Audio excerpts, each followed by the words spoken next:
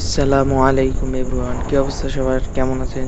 আশা করি সবাই অনেক বেশি ভালো আছেন। তো চলে আসলাম নতুন আরেকটি ভিডিও নিয়ে। তো আজকে আপনাদের কাছে আমার কিছু প্রশ্ন আছে। বেসিক্যালি ইঞ্জিন অয়েল সম্পর্কে আপনাদের কাছে একটি প্রশ্ন, যে আমরা বাইকে যেই ইঞ্জিন অয়েলগুলো ব্যবহার করি, মিনারেল, সেমি সিনথেটিক এবং ফুললি সিনথেটিক, এর মধ্যে আপনার মতে কোন ইঞ্জিন অয়েলটা সবচেয়ে বেটার, এবং আপনি আপনার বাইকে কোন ইঞ্জিন অয়েলটা ইউজ করছেন, এটা অবশ্যই কমেন্টে জানাবেন অ্যান্সারটা। আর আরেকটা প্রশ্ন হচ্ছে, আচ্ছা ওইটা একটু পরে বলি, তার আগে বলি যে যারা এই সম্পর্কে বোঝেন না যে mineral, semi synthetic, fully synthetic এগুলো কি, তাদের জন্য সংক্ষেপে একটু বলি।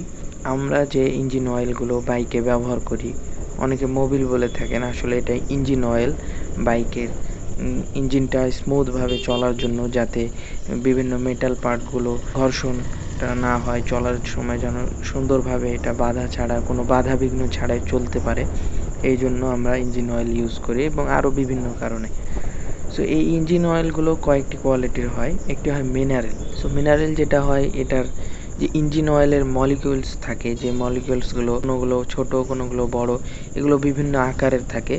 এগুলো একটা সাইজে বা একই মাপের থাকে না মিনারেলের ক্ষেত্রে, এবং মিনারেলের ক্ষেত্রে এর ভিসকোসিটিটাও অনেকটা কম হয়, যার কারণে আমরা মিনারেল ইঞ্জিন অয়েল দিয়ে বেশি দূর চালাতে পারি না, বেশি কিলো চালাতে পারি না।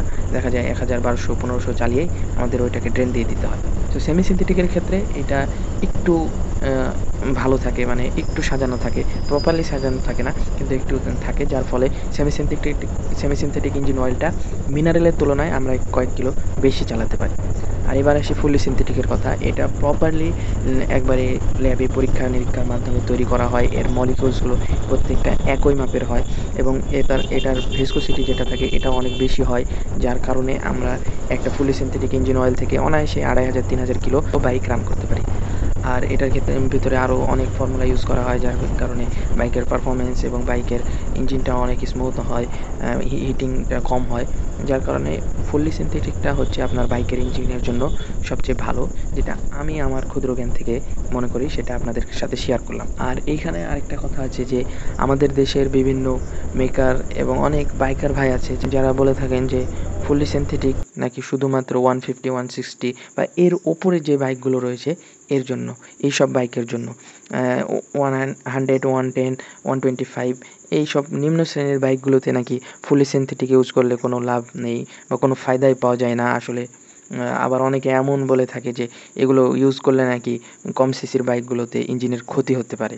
সো এই কথাগুলো কতটুকু সত্য, নাকি এগুলো শুধুমাত্রই একটা মিথ? এই প্রশ্নের উত্তরটা অবশ্যই আপনারা দিয়ে যাবেন কমেন্টে।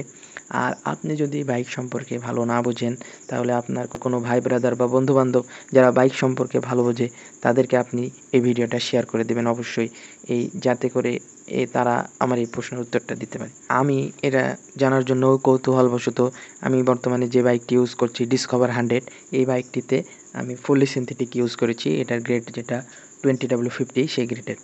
সো আমি এটা থেকে কেমন কি রেজাল্ট পাচ্ছি, এটাতে বাইকের ইঞ্জিন কি আগের মতোই আছে নাকি আগের চেয়ে আরও বেটার হচ্ছে, এটা অবশ্যই আপনাদেরকে জানানোর চেষ্টা করব। একটা লং টাইম রান করার পরে এটা থেকে কী ভালো এবং কী খারাপ দিক আসছে, এটা অবশ্যই আপনাদের জানানোর চেষ্টা করব। আর বাইকের ইঞ্জিন অয়েলের ক্ষেত্রে আপনারা অবশ্যই একটা বিষয় কখনোই ভুল করবেন না, যে আপনার বাইকের জন্য কোম্পানি থেকে যে ইঞ্জিন অয়েলের গ্রেডটা বলে দেওয়া হয়েছে ওইটা কখনোই চেঞ্জ করবেন না। দেখা গেলো আপনার জন্য বলে দেওয়া হয়েছে 10W40 অথবা 10W30 অথবা 20W50, কিন্তু আপনি আপনার বাইকের ইঞ্জিন অয়েল গ্রেড 10W30, ওই জায়গায় আপনি ইউজ করছেন 20W50। এমন যদি করেন তাহলে আপনার বাইকের ইঞ্জিনের কোনো সমস্যা বা ক্ষতি হতে পারে। তাই এই বিষয়ে অবশ্যই সচেতন থাকবেন। সো এই আর কি, আজ এই পর্যন্তই।